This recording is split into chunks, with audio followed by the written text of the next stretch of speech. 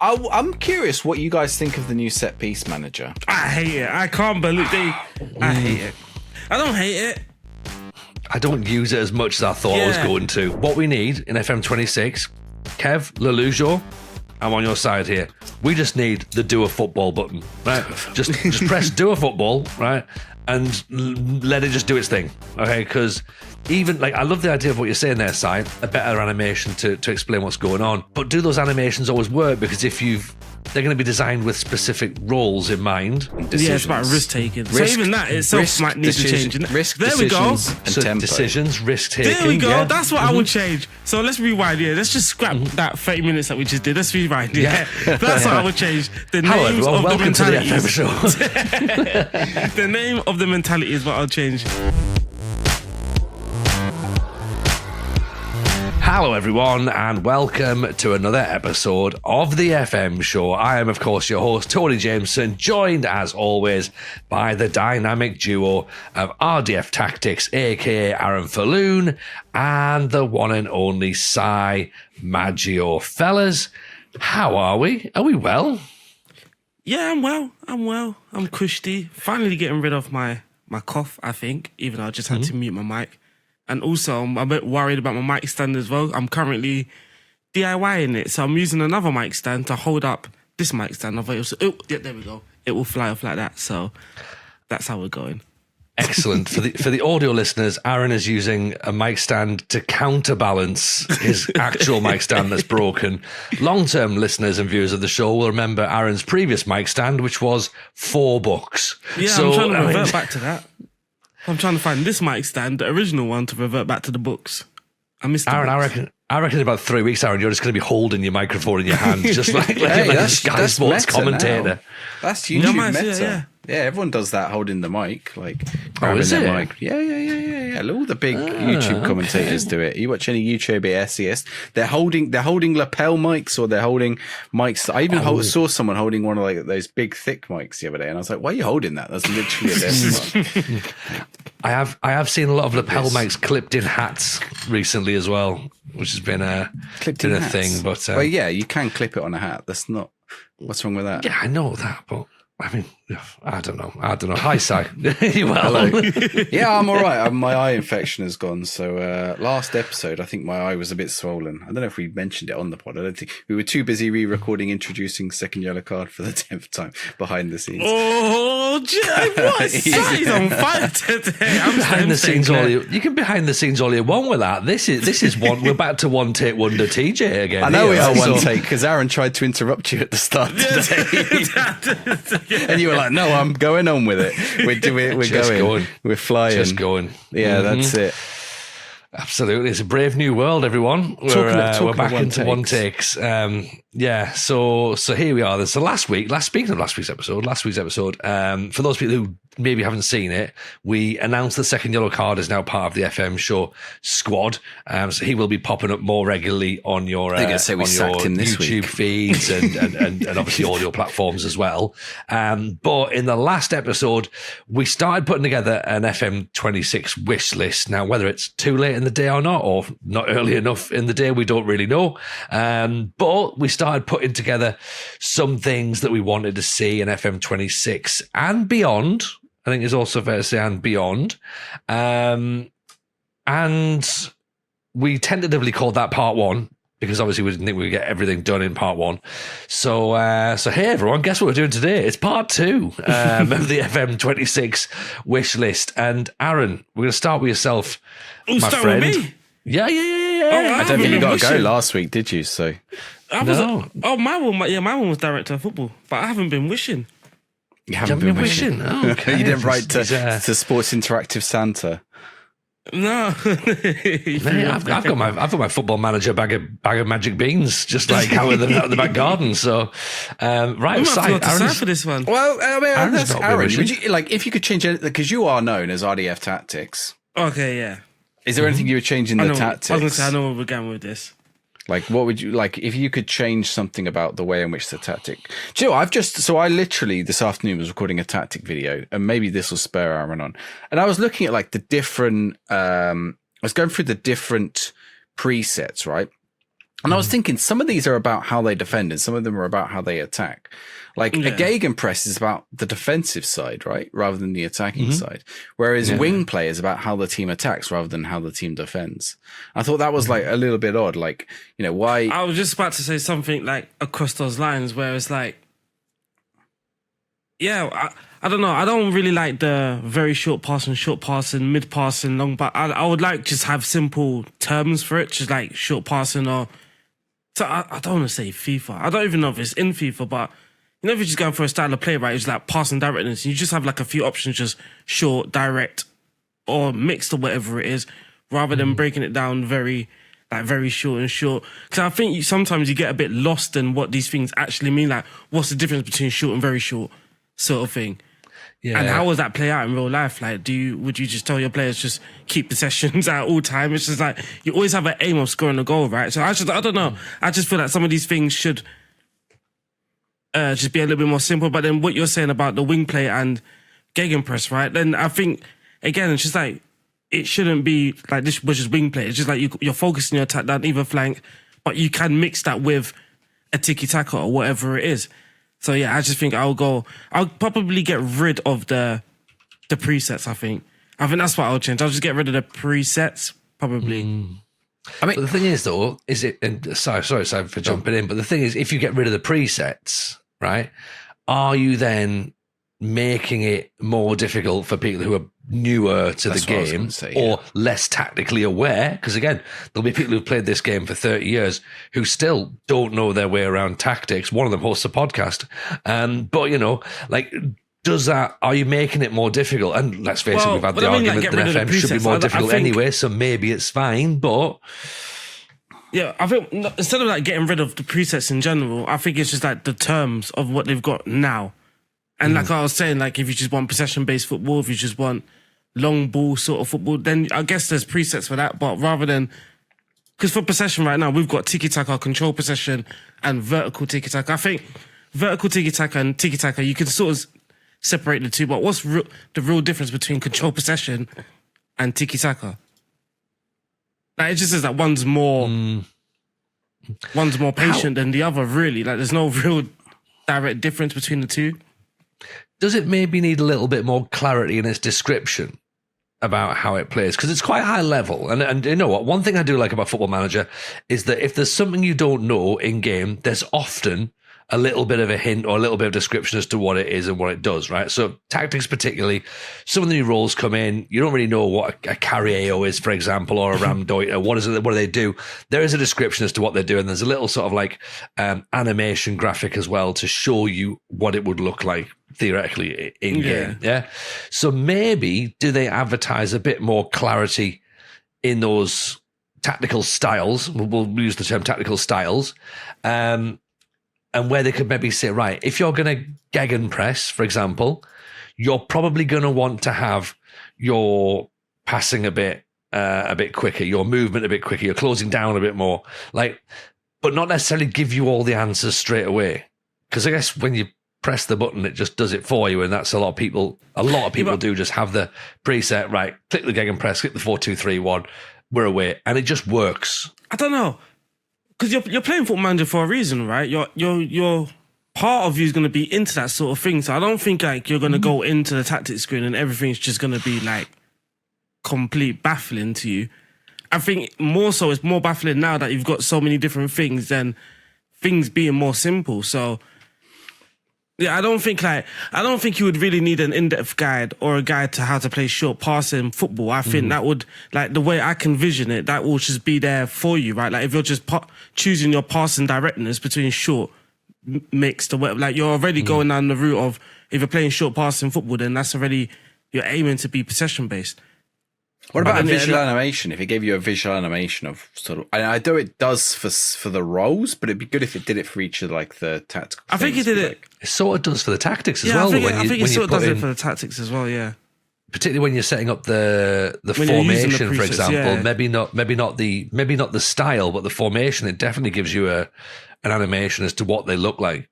Yeah, does it? I don't think it does. I think it. So when you're using the tactic creator screen, I'm gonna go look now. Yeah, so rather than doing it like, so it wouldn't have it for like short passing sort of stuff, but if you're pressing a controlled possession, it will have like them trying to play controlled possession football. Only if you're using the wizard. You have to use the wizard. That's it. Yeah. And I guess the question probably comes from this is the fact that because there's so many toggles to make the tactics as customizable as possible, you sort of need all these variables and these options available to you, isn't it? That's sort of the counter argument, really, because I'm sure people will be sat there going, we don't want things to be simpler again. We're not talking about being simpler. We're talking about clarity and more easy to define and to navigate. But yeah, you need to have all these multiple variations because theoretically, each little notch affects something else, theoretically. Because what's the difference, right? Because if you choose a preset, rarely you're just presetting and go, right? Mm-hmm. So what happens if you're using a preset like control possession where it's going to have the tempo slower, but then you just back it all the way higher? Well, I think this is what you said a little while ago on one of the other episodes. You were saying about there must be certain things that conflict and therefore what overrides. Like, because you can have cautious, because I used to play on cautious and I love cautious, and I've had people in stream going, why are you playing on cautious? And I'm like, look at the way we're playing. We're still expressive, but we're just not committing a lot forward unless we know it's the right thing to do. You know, we sit quite compact, we're quite disciplined, but then again, you could still have a player with takes more risks and they're still pinging the ball left, right, and centre, despite the fact the overall team philosophy is to be more cautious. Yeah, this is why I think things should be more simpler because, like, there's so many factors, right? Like, if you're still wondering what is the difference between short passing and very short passing, but then you have a player trait which could just throw everything completely off anyway. So I just think, these things at the moment are just it can be complicated. Like, even me, right? If I want short passing, I rarely ever go to very short. I just go to short. And then just go to the tempo that I like. I'm just not very familiar with the difference between very short and short. Si, do you reckon to get around this then, there could be certain things going forward? For example, say, if you were to do this, so control possession we'll use as the example. Yep. That if you want to play control possession, certain parts of the tactic are locked so that you can't have like control possession, but really sort of like direct passing. Because it would be counterintuitive. You can't control the ball if you're pinging it long. So in order to change that, you then have to change the stylistic as well. No, because it's just a preset. It's the baseline from where you start. Otherwise, like every time you want to set up a Gegen, it's just supposed to be there. So you can, if you don't know what you're doing, you can just plug it in. But if you know what you're doing and you're like, okay, I want something like a Gegen press, but I'm going to adjust it. Or like, I want everything about a Gegen press, but I want them to be more direct, like, or a control possession, but I want them to be more direct. Like, you can just go and do that. I mean, I guess that's why vertical tiki-taka and tiki-taka exists.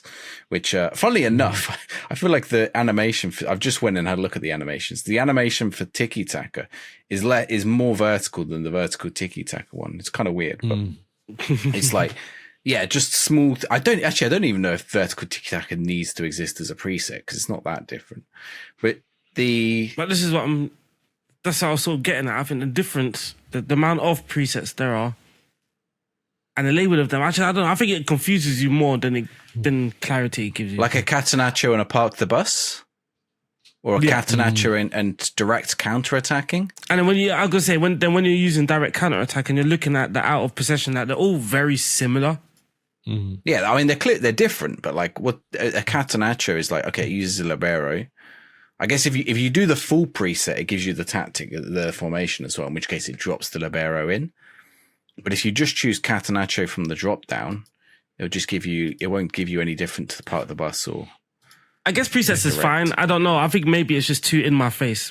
Maybe I think that's what it is. Maybe if that makes sense. I think preset can be there for someone just to give someone a guideline, and then I just don't like the thing being labeled as I don't know. I don't know. I'm just looking at the difference. Yeah. Catenaccio just means it's like halfway between a counter and a part of the bus. I think I just got a picture. I think I'm finding it difficult to articulate it, but yeah, I don't know. I'd rather it not be like sliders as it is with like the short passing and thing. I'd just rather it to be like something that we press. If that makes sense, like just like a drop down thing that we just press. Passing directness, drop down shorter. Well, doesn't that make that doesn't make a difference, does it? Well, it does, because I think then, I don't know. In my head, it just does. I think the short pass and the higher tempo thing just sort of throws you off because you started twiggling between the thing and like. So when you're making an in-game decision, it's like you don't really know what you're pressing. If that makes sense. So like you need a goal, right? And you're like the higher, I don't know, slightly higher tempo, direct football. I think if you just have these drop-down menus where it's just like you've just got these 3 options of short passing, mixed, and direct, you can't really go wrong with that. I don't know if that's enough options though, is it? Because you've got, like, if you think about the direct passing, because it is, because you're still going to have player roles, right? And you're still going to have other instructions that can determine what you're doing, right? So you can have like short passing, but then it depends how direct you want to be. If you still want to be more possession based, and you still got the option to play out from the back. Short passing doesn't necessarily mean you have to play out from the back. You're still going to have these other options. You're still going to have player roles. But there's more direct, and there's like if you go above standard, there's only 2 options, right? So there's 5 options total on passing directness. And if you go above standard, like standard would be like regular passing game. More direct is like you're going to get it forward, right? It's going forwards, but it doesn't have to go to like the very front. It could go to the wingers. It could go to the cam. Yeah, but then, like, so then what's the tempo doing now? Because that's exactly what tempo's supposed to be doing. No, tempo is about the speed at which you do that. Exactly. So it's all still trying to get the ball from back to front. So if I just put short passing or mixed passing and then put the tempo all the way up, my team are still aiming to get the ball from back to front quickly. Yeah, but it's about the distance of pass that they make. So this also. So this is what I'm saying. So then, to... if I'm using very fast, then what's the difference between direct and very direct? Well, so very direct is they won't hit it to the wingers or to the cam. They're just going to launch it to your striker every time. It's called extremely direct. And it's just like, yeah, get it into the box. And this is the thing though, like, and this is what I was trying to say before. If you're going for extremely direct, then surely the speed, your tempo, should correlate accordingly. Like, because you're not going to be pinging, you're not going to be getting the ball forward. Take your time. But that's really counterintuitive, though. Surely, surely the whole point of extremely direct is to get the ball forward quickly. No, you can't get the ball forward quickly while playing a slow tempo. I don't know about this. It's not about getting the ball forward quickly. It's about the directness of the pass. Are you going to pass through 3 players on your way to the box, or are you going to make one pass to the box, right? The other is the speed at which you make it. Are you, like, as soon as you get the ball, are you looking to play that pass upfield or that short pass, or are you going to hold the ball, look around for the best option, even if it's waiting for that striker up top to get into a position? So could you tell me the difference, like, would you be able to tell me a team that plays differently? Like, they play both direct, but one is very direct and one's just mid-direct? In real life? I just think it's just a simple instruction, and you have certain targets, right? So, like, let's say Nottingham Forest, right? If they're playing direct, their direct might be different than teams that are focusing down the wing. Their direct football then means get the ball out to the wingers, whereas Nottingham Forest direct might be, we've got a target forward. So you're playing direct football with a target forward. Well, it's just the simple thing of direct to the target forward. Well, is this not what the argument always used to be? Like, for example, we use a slightly older argument, but, you know, Gerrard used to pick up the ball for Liverpool and ping it, you know, as far as he could. Now, if he played, and that was classed as direct, as you know, attacking football, direct football. But if he was wearing a Bolton shirt, that's long ball football. It's like, it's the same thing. It's 100% the same thing. You're just getting the ball forward, but you're wearing a different coloured shirt, and everyone thinks, oh, well, yeah. Depends what now it's a bit more control. I'm saying, because your thing sort of sounds more like where you're directing the attack. There's a direct pass, isn't it? And a direct, and like a long ball, I think was the thing. If the idea, I believe, was the long ball is meant to not be aimed at a target, apparently. Yeah. So therefore, it's a long ball rather than a direct pass. But I don't know. Well, the pass is into space if it's Gerrard. You know, the pass is there for Fernando Torres. I don't know. That's what I'm saying. This is already that there's just the difference between the direct and very direct. I think there's a clear difference. Because you can say it very direct, right? Like, you want the ball just straight to your striker. Then what happens if I put focus down the flanks? What do you mean focus play down the left, focus play down the right? Yeah, but I'm using very direct. So now where are we now directing those long balls? Probably to the striker still. It probably just bypassed. Well, the question is... This is what I'm getting at. But whereas if I just had direct football and then I can direct my passes down the flanks or down the middle, I'm there already now. And now I know where my direct balls are going. I don't need the difference between the very direct and... Because the players, like, it's football, right? Go. Like, there's definitely the football dynamic, right? So, like, your players still have to make a decision. Like, yeah. They're not going to make that. They're not going to make that front pass every time. Like, exactly, if you put extremely direct on, they're still going to go for that the most often. I need to stop doing that. But they like, if they go to the right or to the, yeah, I know. If they go to the right, the audio listeners won't know what I just did. Yeah, exactly. But if you are on the audio listener, Sai's now talking about the wings. So maybe your assumption as to what he was the doing. left wing and the right wing. The focus play down the left and down the right, like it might be that they get the ball out to the winger and then the winger plays that direct pass. I think it's still like, you're still good. I mean, it gives you two options, right? Rather than going through the middle, it's going to be like, hey, you're either going to go straight up top or you're going to go down to the left. I don't know. I just think football's just way too dynamic for that. I just think players should be making the decisions. Yeah, but they are. And then you're still choosing. You're still choosing where the director of your attacks you want it to be, focused on the flanks, or you want it mixed, so you just leave it off, and then you still have player roles, right?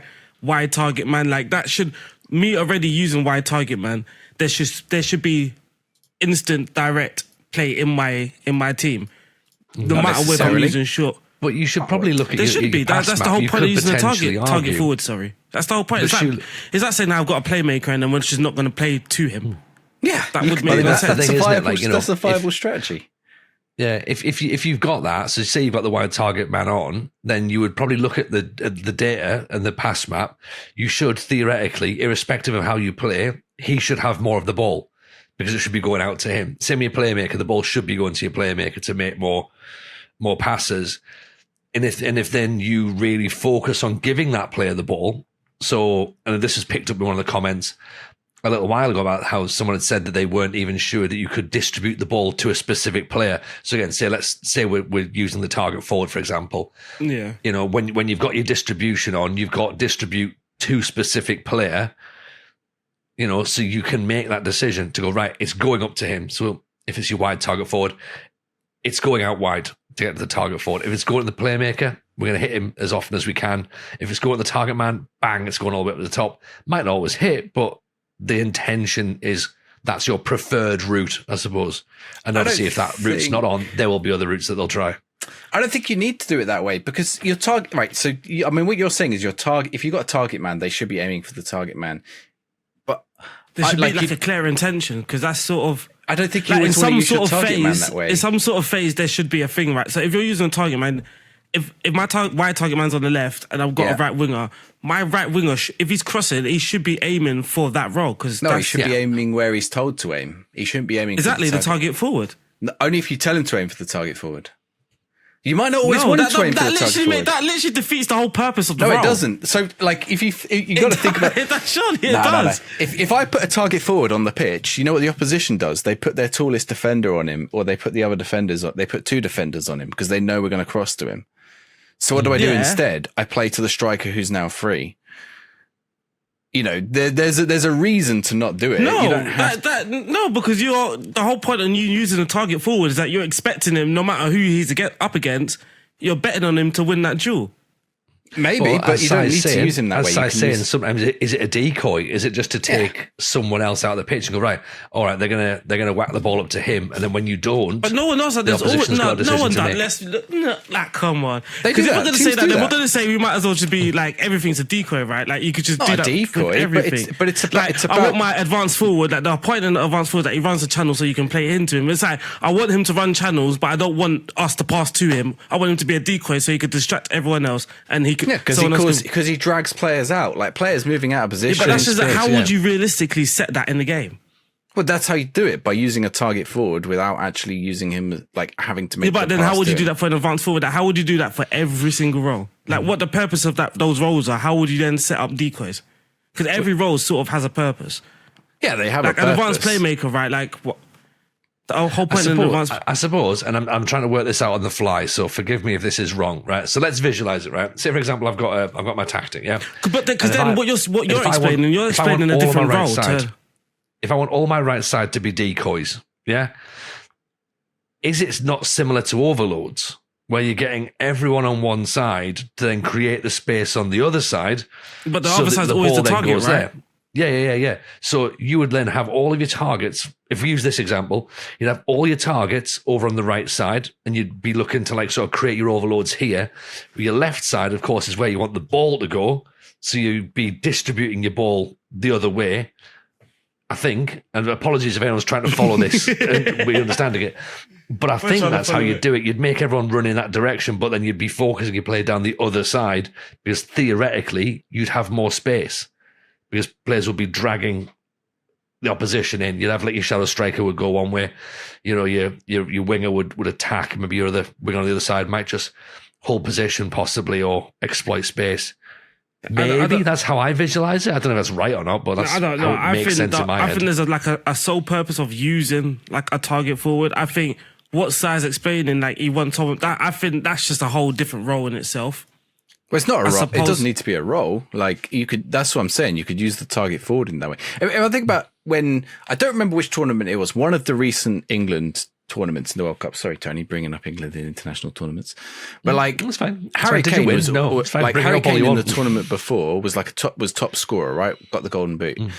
And then he comes into this tournament and he's not getting any goals at all. But England are winning. What's happening? Every team's putting 2 to 3 players on Harry Kane because they know he's a goal scorer, right?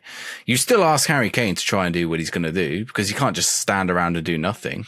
He's still got to be that threat. But what it allowed was for, and I don't remember who it was, Phil Foden or whoever was coming on, like the space, Bellingham, the space to go and, you know, make the plays that they want to make. And they scored the goals, and England as a team had more space, even if we played. He was taking corners as well, wasn't he? Yeah, but you're like to sort of change things up. But you're just sort of explaining dynamic football. This is what I meant like earlier, like why you shouldn't have very short and mixed, because football's going to be dynamic, right? Like you already said, they still asked Harry Kane to do what he's doing, so his job is still his job, and that was to be a target forward. Whether it was going to work or not, that's down to the other players now to be like, well, actually, the better pass is now on the left.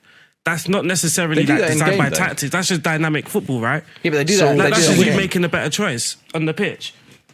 That's not necessarily like a plan, because then if Harry Kane's free, you're going to use that target now.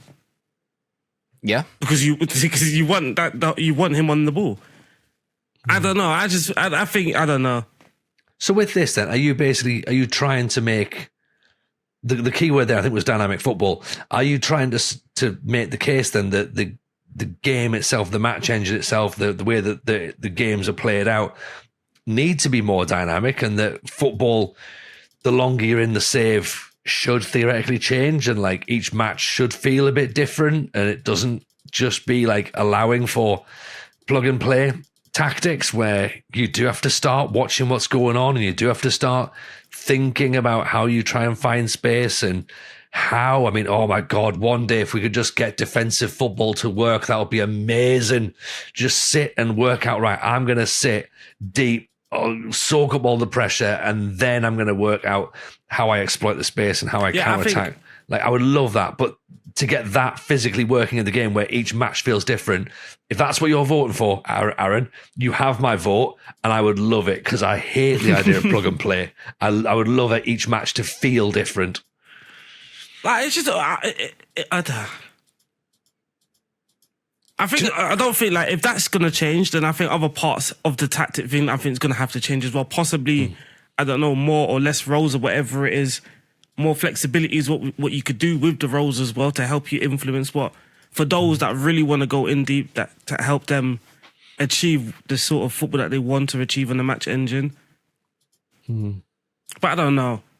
Because like you said, right, you say the presets are there for people that just want to learn the game, don't necessarily know that stuff. So then if they do use a preset, they're still going to be somewhat curious of what the actual instructions do and that sort of thing. And I was just thinking, it's just more confusing for them to see very short, and mixed.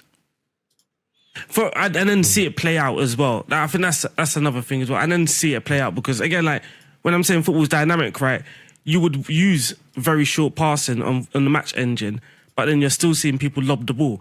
You ask your goalkeeper to do something very specific, and you still see him very willingly just completely do the opposite sort of thing as well. Now Now I'm noticing something. I've never noticed this before, so you guys might be able to say if you've noticed this before. If you choose a tactical preset, like the tactical stuff, so let's say you choose Gegenpress or you choose Route 1, and then you go into your team instructions in possession, the attacking width and the passing directness, what the middle option is named changes. Yeah. But I don't know if that makes a difference. So when I'm on a Gegenpress... It's the mentality. So when you change the mentality, it will automatically change some of the wording. Yeah. So it'll go, okay, yeah. So if you go attacking, it changes to fairly wide. If you go, okay, yeah. I never noticed that. That's weird. Because the passing directness, if you're on a tiki-taka, the middle option is called slightly shorter rather than standard. And then, like... I don't know. I just find much more direct, isn't it? Then you have, all right, defensive mentality, but then what's the difference between defensive mentality on short passing and attacking mentality on short passing? But again, defensive mentality could be long ball because you might just want to get the ball away from your half again. That's what attacking football is sort of as well. Attacking football is direct football, like, as it says. So really, the only controlled thing you got is controlled. Like if you want to play, mentality wise, because we do know that mentality is just, again, you're just balancing the risk rather than. Yeah, it's about risk and decisions. Yeah, it's about risk taking. So even that itself might need to change. Risk, there we go. And tempo. Decisions, risk taking. There we go. Yeah. That's what I would change. So let's rewind. Yeah, let's just scrap that 30 minutes that we just did. Let's rewind. Yeah, that's what I would change. The names of the mentalities. The name of the mentality is what I'll change. Well, you'd say riskier and. Well, one's already called cautious. No. You know what? No. You don't want that, because if that happens in 3 podcasts' time after the game's been out, you're all going to be going, "Oh, what's the difference between riskier and not that much riskier? What's a risk?" Like you'll want to know the mathematical probability of it. So no, there needs to be a risk and reward visual. Okay, then explain it better. Then I think they should explain it better. I think they should explain it better then. But there is a good explainer in there that tells you. Nah, because this gives you a picture of what you think your team's gonna play like, if that makes sense. Although the one that's changed, so all-out attack is now very attacking, and I feel like that they changed what that does, because that used to be, if you were the stronger team, you would try and go for that. Whereas the description now suggests that you only choose that when you're trying to go for broke. It literally says go for broke to try to score a goal, not when you're a dominant team. Whereas you used to be able to do, you still could, but you could go all out attack if you were like Man United and you were, maybe not Manchester City, and you were coming up against Barrow Town, right? Like you just all out attack. I don't know, man. I don't know. I'll change many things. I don't know how I would change it. I think I'll just change it. It just feels very weird, right? Because you're still taking a lot of risk if you use defensive mentality, but then a higher tempo and more direct passing. You're still taking a whole load of risk. Well, you might take more risk with the pass, but you might not take as much risk with your positioning and all that other stuff as well. But then that's what I'm saying. It doesn't really explain that. It just says I would use this if you're expected to lose. I'm thinking when I play 5-a-side, I'm quite risk averse, and sometimes it annoys my teammates. They ask me to go further forward, and I'm like, no, I'm a safe pass right here, and I can put it out wide to the person I can see free on the left. Like I'm like pass backwards to go forwards. Whereas I've got teammates who'll be like, no, go forwards, and I'm like, if you lose possession when I've gone forwards, and there's no pass available to me, then we're caught on a counter attack, right? So it's like. That's my positioning. It's not the pass maker. The pass maker's tempo might be to make the pass. So you're a positive mentality guy. So here's a question. That's exactly what it says. Here's a question. Let's just build on this a little bit, right? Okay. And this might already be in the game, possibly, and maybe I've just not seen it. So again, if anyone has seen it, feel free to shout in the comments. Okay. Is there a way, right, to have your backroom staff sort of almost make a recommendation? When you've got the squad planner and the squad overview and the report, and it tells you, where you sit in the league compared to everybody and all that, your physicals and mentals of your team, that sort of thing, right? Could there be something that gives you a bit of a tactical heads up as well that says, look, we've got a lot of players who like getting forward. Yeah. Oh, no. And I'm about to add an extra bit with what you've said here, Si, about where you've got, and it could even highlight certain players that wouldn't fit comfortably in a massive change of style. Like, they are naturally cautious players. So, if you were to dial the speed up a little bit, these players might potentially make more mistakes because they're not used to working more aggressively or more attacking, or they're not massively great at defending. Their concentration doesn't really. They'll make a bit more of a pass. And I'm just trying to think of how to That's describe it. Familiarity, right? I know it is in there, yeah, but I don't know. I'm trying to see now what they. So have. what I'm thinking that what we're doing is, and we can only hope this is what like the change to Unity is going to help, but which is one similar information presented differently, possibly. Because I did this last week and I've done this before where we're like, oh, I wish this was in the game sort of thing. We're like, oh, it is there, but it's just not like, it's not really in the place you think it should be, if that makes sense, or presented in a way. So like what you're saying, that familiarity, right? In my tactics screen, it's just like a little green bar and it's not something that you really take seriously. It's not in your face. It's not jumping out like, oh, this guy might. And then you go into a game and you're like, oh, we're losing sort of thing. You don't really know why you're losing. And there's no like, this guy's not familiar. There's like, you know what I mean? It's not really presented well. Maybe it just doesn't have that much of an effect in the game, in the matches. We just never know. That's also part of it, isn't it? Like, how we don't know much if it's that actually important. affects the match engine, like what's predetermined and what's not. Like, I love the dynamic movement, the off the balls, everyone's pointing around. That's all fantastic, but if you're doing that on a set of attributes and a player dynamic and model that's been used for 20 years, how much is that affecting what's in game? Those sliders, how much do they change what's going on? I don't know is the answer at this point, and I don't know whether it's 18 months of us looking at the same animations going, the way I see has it, it right? changed, has it not changed? I don't know. I like the way they've got it in transition and out of possession though. They've literally got what I'm trying to get at. So in transition, when possession has been lost, counter press, regroup. Simple. No flapping about, no super counter press. Because if that was there, then you would if there was super counter press, then you would argue no, but then there's some that counter press like Arsenal, then there's some that counter press like Bayern Munich, then there's some that counter press like a Liverpool where it's just extremely heavy. What happens if you tick neither though, Aaron? Then you've got the mixed. What do you mean mixed? What, You've some players mixed, press and some regroup? You're now choosing your players. Like we noticed that like Carlo Ancelotti, right, trust the players that's on the pitch to make the right decisions. Whereas a Klopp would be like, when we lose the ball, counter press. And then Nuno Santo might say, when we lose the ball, regroup. Whereas Carlo Ancelotti might like, when we lose the ball, figure it out. So what if you press counter press, but then put trigger press much less often on? It's still two different things, right? I think this is like, because this is in transition, so it's clear instruction when possession has been lost. And then when you go out the defensive shape, right, there's low block, mid block, high block. It was, remember before, it was very high, then it was high. They removed that for this sort of purpose. Now, it's just simple terms. There's no super high press because, again, in real life, some teams are higher, pressing higher than others, but you've got a way around that. Like we said about the mentality, right? You can high press, but there will be a difference between high pressing on defensive and then high pressing on attacking. So I found the interesting one is the defensive line, because you've got 1, 2, 3, 4, 5 options on defensive line. Plus you've got the pressing options. Plus you've got the defense, and then you've got the defensive line option as well. Actually, this is the one that caught me out earlier because I was like, so if I set a low defensive line, but I tell them to step up and I put trigger press on, like, they're going to sit low, but then also press, or like, what are they actually going to do? Or sit low, drop off, but still press. Yeah, maybe your system how can you drop off lower than you already are and still press? That makes no sense either. Maybe I figured defensive gives you a warning. Yeah, I figured defensive line maybe applies to like what that individual player does as the player's approaching them, but I'm probably wrong on that. No, I think that's where your players' starting positions are, so they're like sort of parked on the 18-yard box. I guess. Step up more, ask defenders to press in an effort to compact the midfield space. Well, if I set my defensive line to much lower, oh shit! See the step up. I always thought was the rewording of play offsides. Yeah. Pull an offside trap.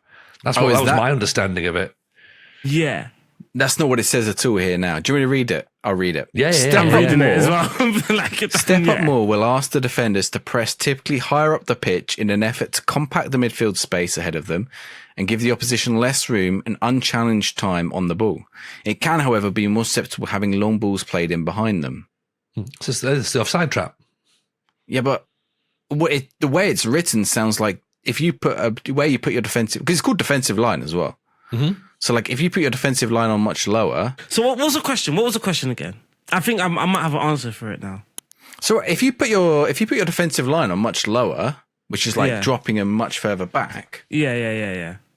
Well, then, or you put your press line, your line of engagement's your front line, really, isn't it? So you put your defensive line much lower, but then tell them to step up more. Like, what are you actually telling them to do? So, I mean, it is obviously sort of counterproductive, but I'm guessing it's just the midfield space. Now, in my head, my thought would be one-on-one with another player, or a player's coming towards them. Do they drop off and give them the space, or do they step up to the player? So, yeah, it is a bit confusing, but I think the step up more is a bit of more of a dynamic instruction where, like, if the situation is there for you to step up. So let's say, obviously, you are still defending much lower, but if your midfielder has gone to press and he's out of position and there's an attacker in the space, then does your centre-back push up against him, or does he drop off? But then surely that's set by the trigger press button as well. The trigger press slider. This is what I'm saying. Imagine your old present. This is what I'm saying.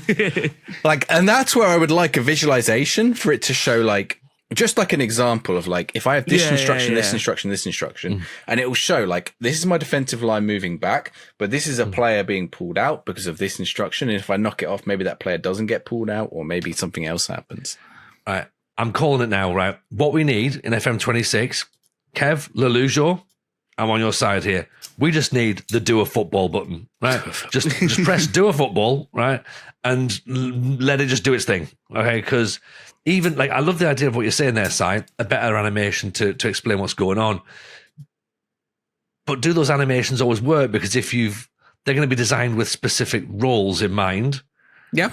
So they're not necessarily going to be the roles that you've got. So the animation might be wrong, which again, of course, then means that, oh, I can't believe I pressed this button and it didn't do what the animation said, even though I wasn't actually using any of those roles that the animation was. Blah, blah, blah, blah, blah. I think we're just trying to rewrite the game at this point, because right. Let's start at the beginning. No. So like, you're right, but then again, like, things in football, right? If you're asking certain players to do things, like, it doesn't always work. So then it shouldn't work. But then in Football Manager, there should be a reason why it's not working, and it should be like attributes, right? Like certain attributes, if a low decision making, that's the reason why he's not sticking to your instructions. The thing that I don't like, some people like it because it's like the chaos factor and whatever. I just don't like the certain things, like my goalkeeper, for example, high decision making, whatever, and he still just does silly things against the tactical instructions that it was just uncalled for, sort of thing. So I think the game would need to improve on that front. I want to know why they're doing that. So, like, if let's say my left back keeps getting caught out by, like, being overlapped or whatever. Yeah. And I want to know, like, I want my assistant manager and my analysts to come. I don't want them to just go, maybe he's getting caught out a lot. Maybe do this. I want it to, hey, the left back has been pulled out of position 5 times. This is probably the reason. Why don't we tell him to do that? Right? I just go, this is happening a lot to him. Like, just the vague analyst stuff that you get in the middle of the match, which doesn't, assistant stuff you get in the middle of the match, which doesn't really happen. I want it to be like, hey, look, this is happening to him. This is why it's happening.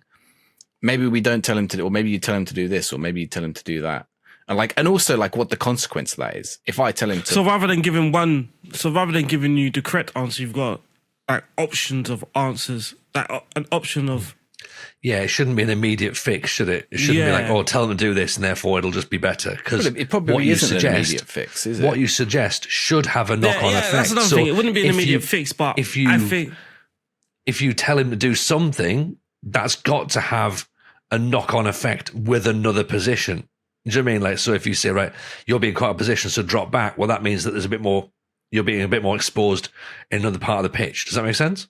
Yeah, so let's say it's the left back. Like we got the left back, and it might say, "Hey, because of our formation, like the left back is being exposed because they've got two players on the right hand side. So we'll drop another midfielder, or we'll move our centre back across and help out. But then look, there's another big gaping hole. Just say like, oh, don't tell him to play as fullback, but it might mean, and then say, but it means he's going to contribute less to the attack. But now we have to go into the conversation of what happens if your guy's tactical knowledge is 5? He shouldn't be able to give you this sort of information for free. Because it's not 5. It's not 5 out of 20. It's 85 out of 100, right? Like that's the thing. It's not like his tactical knowledge isn't dog shit. His tactical knowledge is still good. His tactical knowledge isn't Pep Guardiola good. His tactical knowledge might be like, I'm nah, man. So because then you're saying that a National League level assistant will be giving you the sort of knowledge that Ancelotti's son's giving you. Probably not, but he's like, it's the ratings. The ratings are out of 20, but they're not really out of 20, are they? Like a 5-pace player is not 4 times slower than Mbappe. They're like maybe, a couple of like steps slower than Mbappe, right? The slowest player. I think this should matter though, because I think this should matter though, because I don't know. I think that should matter.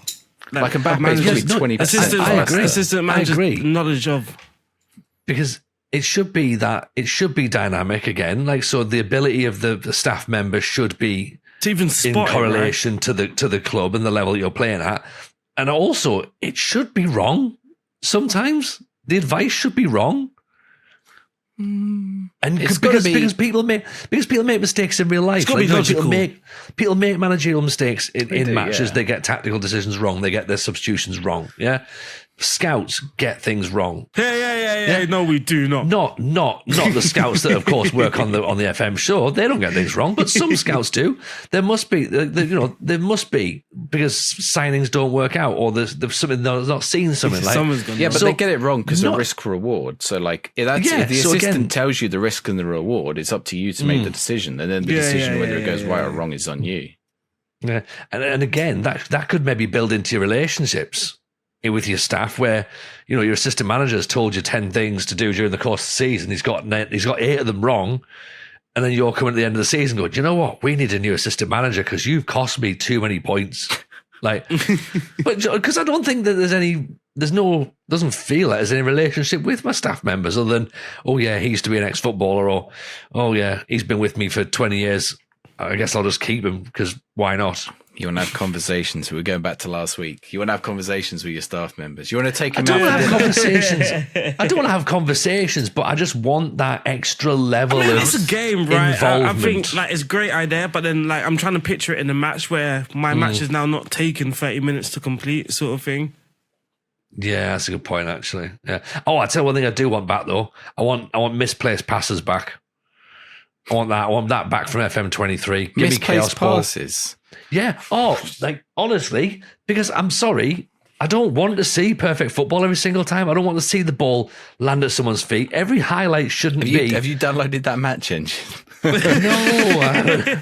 but no. I remember when FM23 came out. My team right now is woeful. Yeah, if you want to see misplaced passes, go watch me standing in for Aaron on the league last night. Both ways. Oh, really? If you want to see some misplaced passes, make sure you check into the patreon.com/the FM Show Pod, where you can see the network save from as little as £3. I'm pretty sure we have someone to shout out this week as well. But yes, Tony didn't give me the name. We have got, and they're new. They're very, very new, in fact. Hello, Blake Mueller.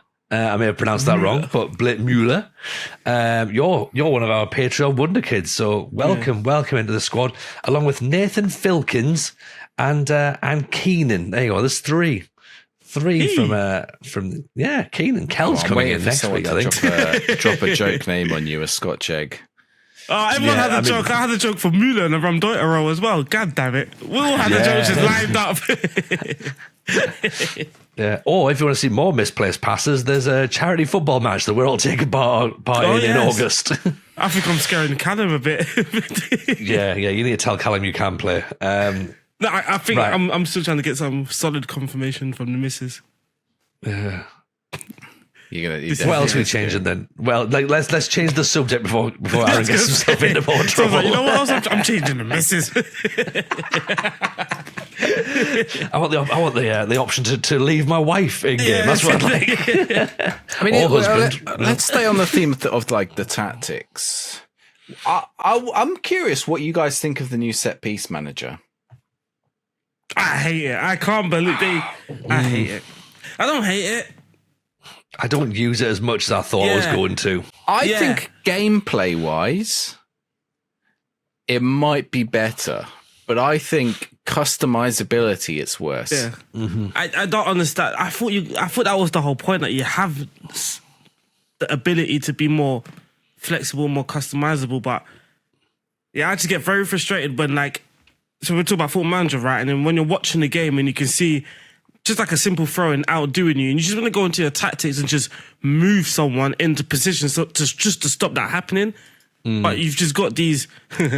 Funny how earlier I was calling for drop-down menus, and now I'm saying, no, get rid of the drop-down menus and let me be able to just positionally move my players. I mean, obviously still have drop-down menus because some people are just going to go into a set piece and that. I don't know where people are actually supposed to stand in real-life football, so how am I going to do it here by myself? Oh, question on your target man. If you've got a target man and you've got a corner, should your corner taker aim for the target man?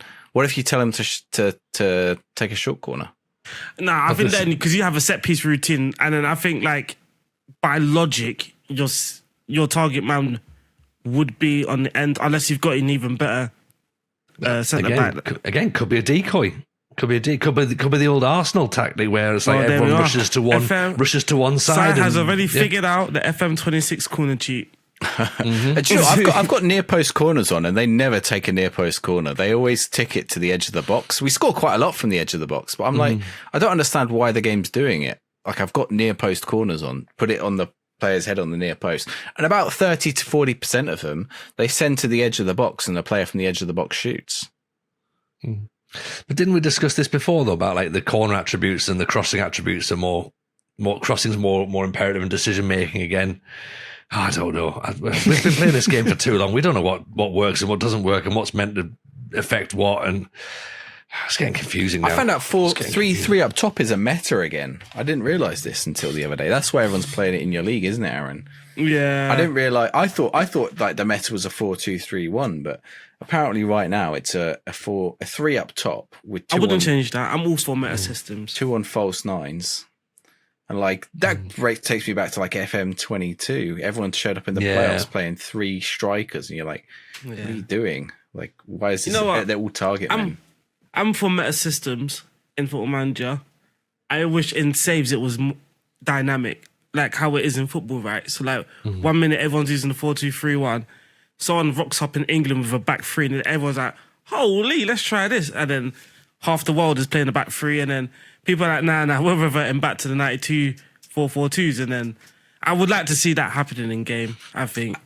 I think there is like, you know, people are like, gegenpress is like OP, it's meta. But actually in real life, a lot of teams have transitioned to like a gegenpress This is my point. Like now, like in football, right, in the Premier League, it's not about your technique anymore. It's about, are you physical enough to play in this league? Can you run a lot? And there's a reason why they're asking you, can you run a lot? Because you're going to need to run a lot, because that's what's in people's instructions now. Yeah, you're gonna have to do this counter press. You're gonna have to do this tracking. You're gonna have to do that pressing. Like football's just becoming a lot more fast paced these days, and it's just becoming a norm. Like, do you think of Ronaldinho? How do you think of Ronaldinho would do in a 2020? I need to say 2022. I'm about 3 years out. I think it's difficult, right, to judge these players, because you almost have to look at what they're physically capable of. Because there's also like the things that these players have to access to now is like ones that the other players back then had access to it as well. Yeah. He's a very skilled player, but like I wonder if he would if he'd even had the time on the ball now to do those things. If he was in a Guardiola system, he'd be told not to take do any tricks. He'd be told not to try and shoot. He'd be told not to try and cut the ball back. He'd be getting to the corner flag and giving it back to the fullback. It would be awful to watch. That would be the thing. I think we'll see more. I think if we see Ronaldinho now, I think he'll still be good, but we might. He's not that sort of player that was going to break goal scoring records and assisting records. So I don't think he would be as effective as a lot of players. I might hurt. This might be controversial, but I don't even know if I want to say it. You're not going to say he wasn't that good, are you? Oh, no. He was. No. Oh, Lord. But the other person, I don't think they think he's as good. But I think if they were in the same era, like if Ronaldinho and Neymar were in the same era, I just... something about me that would just say like Neymar is just physically more suited for it, therefore would come out on top. Yeah, he does the tricks, but I think he's quick on the feet. I think a lot of Ronaldinho's ones were like little flicks and stuff. And I don't know how... To be able to do that, he's still got to be strong as well, Ronaldinho, because he's still doing it up against people. Yeah, but I don't know. The way Neymar can just beat challenges and just be kicked and still get past people. Okay, here's one then. Neymar versus Michael Essien. Is Neymar getting past Essien, or is Essien like just destroying him? That's a good battle, isn't it? That's a good battle. Neymar versus Makalele. Yeah. Neymar versus Tony Adams. Nah, that is what I need to see. Imagine that. Steve Bald up against Neymar comes out on top, but he's coming up with one foot. Well, a lot of the centre backs wouldn't work now. Like a lot of the centre backs were very much no nonsense. Like you wouldn't ask a centre back to play with the ball. Like the kind of stuff John Stones does now, or even Harry Maguire. Like you wouldn't ask a centre back to do that stuff 20 years ago. Franco Baresi. I think even the strikers, right? I think now we're seeing more of the old school sort of thing, and I think even sooner we're gonna start seeing like front twos again, like the double pairings and big striker, little striker sort of thing. I mean, I sort of wonder if the age of the target man has gone a little bit. No, I think there's always gonna be like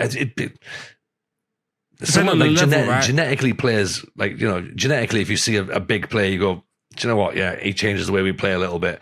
People are always going to want to do that. It's always going to be something in there. It's like going in real life. Who's a modern day target man? Fast wingers are going to go out of. I think nowadays you can't, like, if you're playing in the Premier League, you can't just be a target man. Like, you have to have more to you, sort of thing.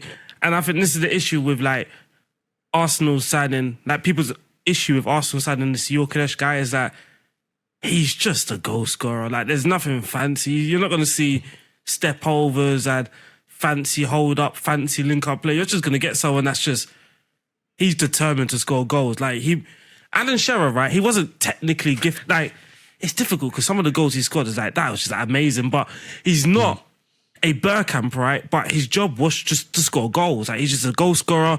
That's what he was there for. No matter the system, he's like, his mentality is to adapt so I can score goals. And I think that's just like the sort of striker Gyökeres is, and I think hopefully we start to see a lot of more of that as well. It made me laugh that you skipped over the obvious example, the more recent one, just because he played for Spurs. Harry Kane is like, it doesn't even look like he's hit the ball well, but it'll end up in the net. It's like right place, right time, all the time. Yeah. He's one player that I have no shame in saying that he was world class and definitely one of the best strikers in the Premier League. There's a picture of him as a kid in an Arsenal kit. You can take. Arsenal fans are just salty. It's one of those things again because he's not aesthetically pleasing to many people. So it's just like, he's good, but he's just not great. And it's like, mate, this guy scored like 25 goals for like the last 5 years. You keep saying the Premier League's the best league in the world. Like, what is this then? What is this? No, he's very good. He's just not. He's not Henry. It's like, mate, you don't have to be Henry. Henry was something else. Like, you don't have to be that to be world class. But I think that's what. I don't know. Everyone wants a striker like Isak these days. Maybe I'm just trying to hide my pain because I sort of want him to. I'm like, maybe we just get on the phone, cancel. So what's that? That's just like a big complete forward, isn't it? Yeah, really? He's just there. This is what people's expectations nowadays, isn't it? It's like, I need a centre forward that could do everything. Is there a target man like in top level football still? Giroud is probably the closest, right? But would you call Chris Wood a target man, or is he just like a poacher? He's just a physical player, right? He does more though. He's not just a target man. I think that's the. He's just a physical player. Kyle Hudlin is a target man. Yeah, he's been signed to Indonesia or somewhere, right? He's 100% get the ball to him. He's not even good on. I mean, top level. No, I don't think there's like your job is just to be a target forward. No, I don't. Not in the. Let us know. Let us know in the comments if you know of a proper target forward still playing on the top levels. If there is, like, those be the sort of strikers that you would bring on, right? To change the game. I mean, he's not really maybe a. Yeah, if Haaland like wasn't just a machine, you'd choose someone like Haaland. Like if Haaland had stayed skinny, maybe it would have been a Haaland before he got onto the gains. But you know,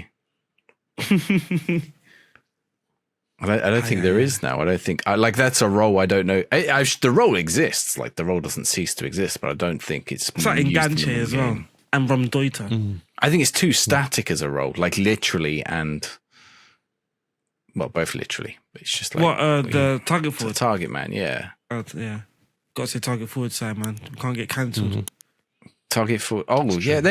I mean, that's a change. I assume has come into the game that they'll have to rename everything.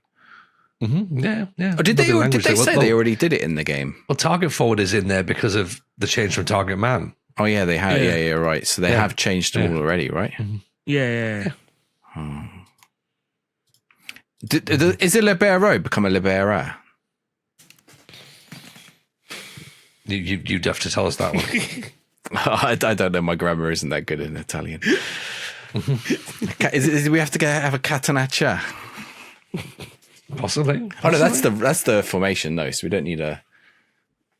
What's the other one? Ramloiter. No. Wide target player. Possibly. There's got to be. There is another role. What am I thinking? A regista. A regista is already in feminine form. So yeah, there we go.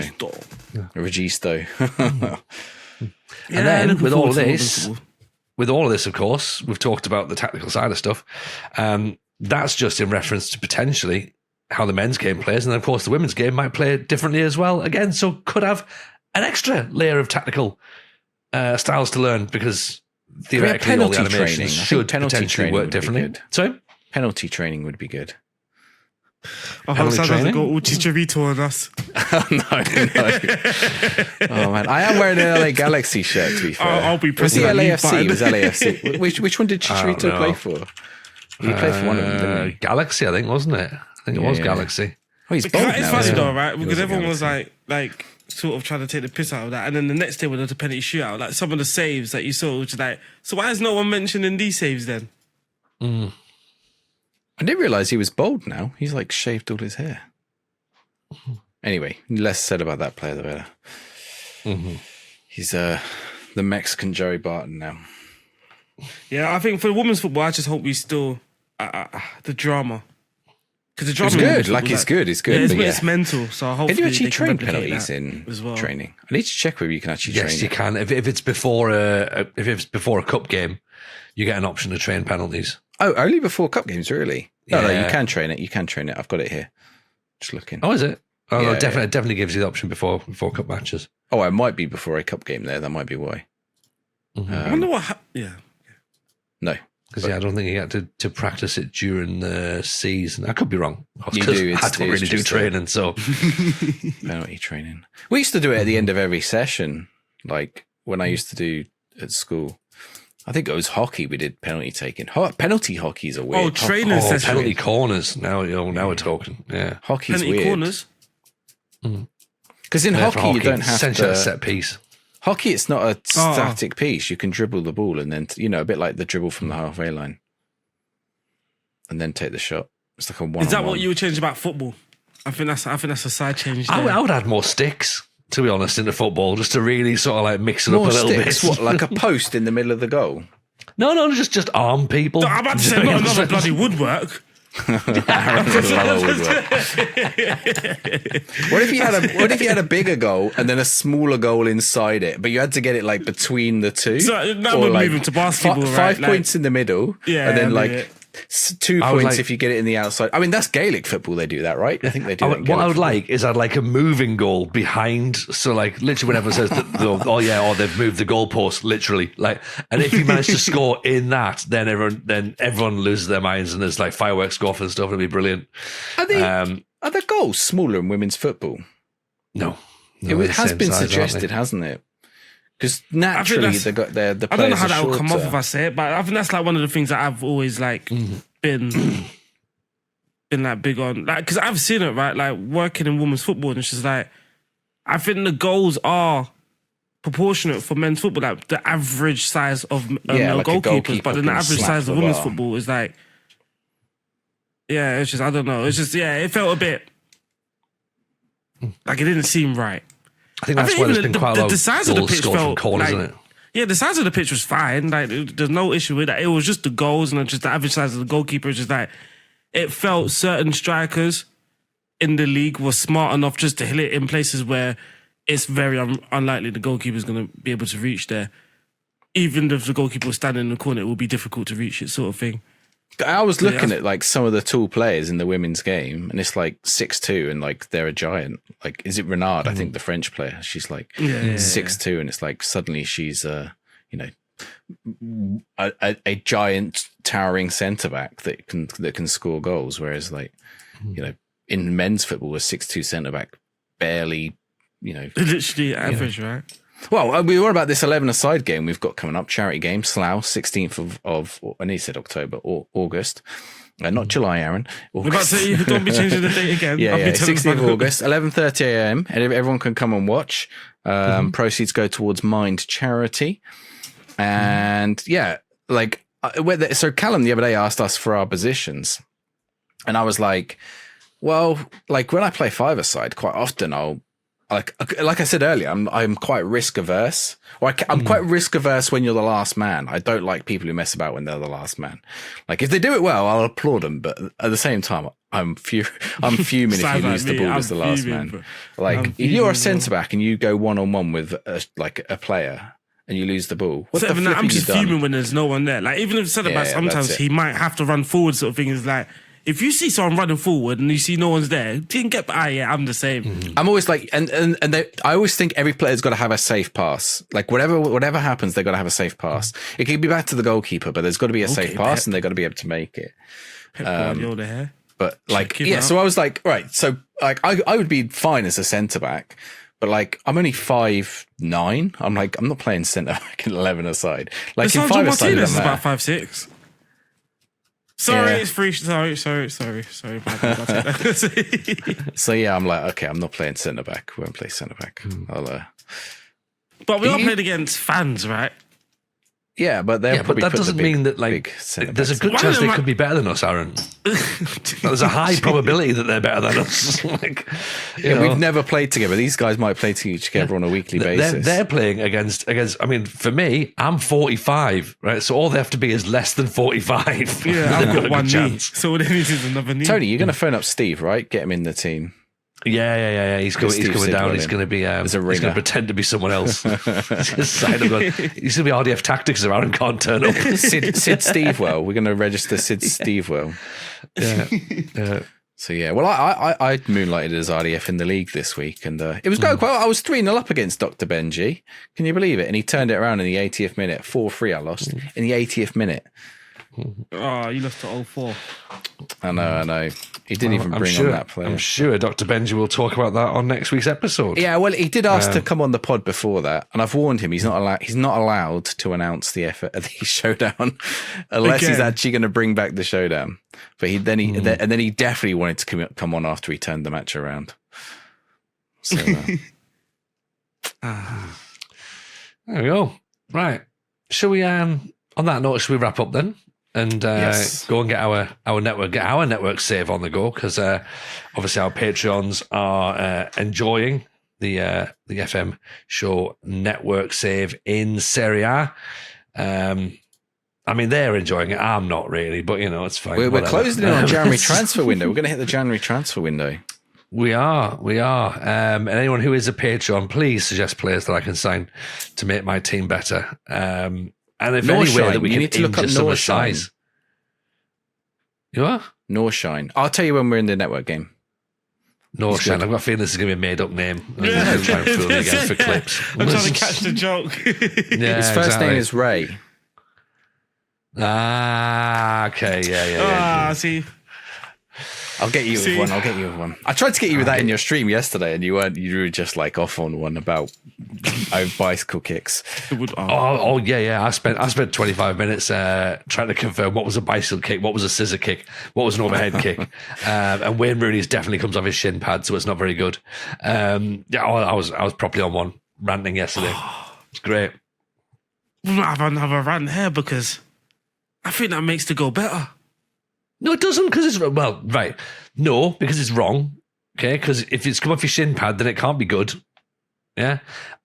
I was trying to say about the fact that the moment that it's scored is important. The player that does it is important. The outcome of the match is important. So, because some people are trying to be like, oh yeah, there was one like Emre Can against Watford. I was like, well, first of all, it's a scissor kick. Second of all, it was just in a league match and made no difference. Gareth Bale's in a Champions League final is an absolute banger. That's so much better. Like you're on a grand stage. It's potentially win the trophy. Know, I think the best one. I'm trying to remember if it was the overhead kick. It might have been like sideways though. Well, there you go. See, it's the Garnacho. Oh, see, right. That's not the best overhead kick. That's just a goal scored against Everton. Come on, everything, the connection. Look, I'm sorry, Everton fans. I love you, right? And obviously, you've got my boy Pickford in goal, right? But it's just an overhead kick against Everton. I'm sorry if that angers people. Hold up. You can't say about Pickford and then say the Ibra goal was good. You said the Ibra goal was good. That was against Pickford, and Pickford wasn't even in the goal. He was like 40 that was Joe Hart, wasn't it? Was it Joe Hart? Oh yeah, you're right. Yeah, Does that make a difference? Yeah. I mean, it makes a difference because even worse, right? Whoa, it was outside the area for a start. Ibra was out of the area, but the goal was open. I like the goal, the Ibra goal, but I don't think it's the. So for me, the Ibra goal, right? Nah, that sounds stupid if I say that. I don't think it's amazing. What Garnacho did, I don't think many people are even athletic enough to get there. All right, Mexes, the one that he scores in the Champions League from a free kick, a centre back. Takes the ball down on his chest, then overhead kicks it from outside the area. There's your athleticism in the Champions League. Yeah, that was class. Or Rivaldo scoring that one against was it against Valencia to win the league? They were 2-0 down. He then scored 2 goals. He does the overhead kick for his hat trick to win the league. Yeah, Rivaldo. Yeah, you got to go Bale in that case. Yeah, right? But I think Bale Champions League one's is yeah. See, I think that's my favorite. The meaning of that goal was better than the actual quality of the goal, I think. And I think that's what does Garnacho over, is that the meaning of the goal just doesn't mean anything. I don't even know if they won the game, but probably not. This is the thing. Literally nobody knows anything else about that match other than Garnacho scored an overhead kick. Great, move on. But I remember just seeing the Garnacho one, just screaming myself, and I was like, this guy actually might be decent. Right. And still not sure. Right. That should have angered enough people. Let me know in the comments what your favourite overhead kick goal is. An actual overhead kick, not a scissor kick.